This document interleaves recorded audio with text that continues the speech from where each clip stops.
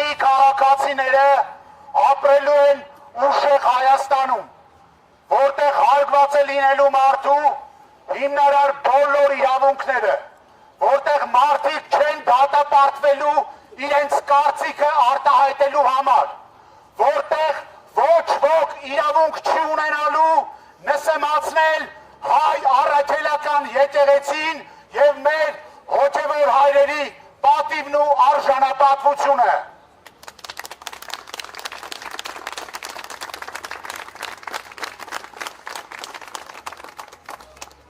Ուզում եմ մեկ անգամ ևս ֆիքսենք, որ փոքրիկ խմբակի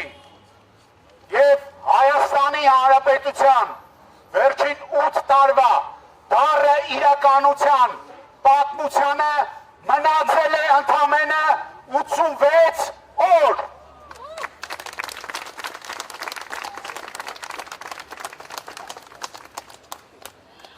Այսօր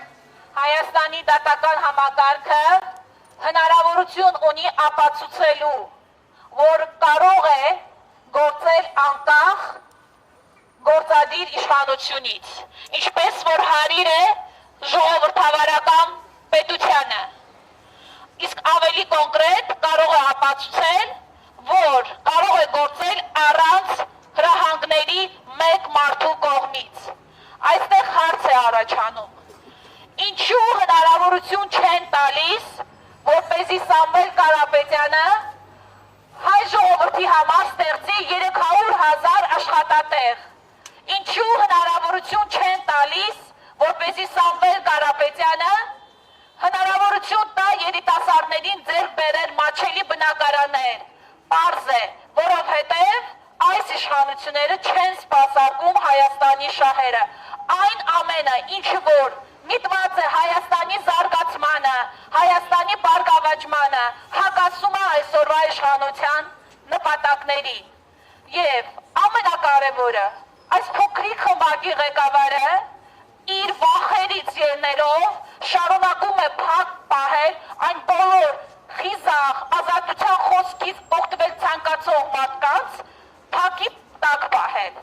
Այդ թվում Սամվել Կարապետյանին, մեր հոգևոր հայրերին, լրատվամիջոցների ներկայացուցիչներին, սա ոչ այլ ինչ է, քան վախի դրսևորում։ Այս վախի մթնոլորտում փորձում են մարդկանց պահել, համոզել, որ ոչ մի բան մեզանից կախված չէ։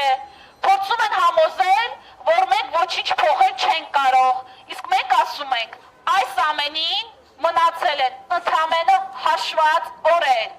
Ուժեղ Հայաստան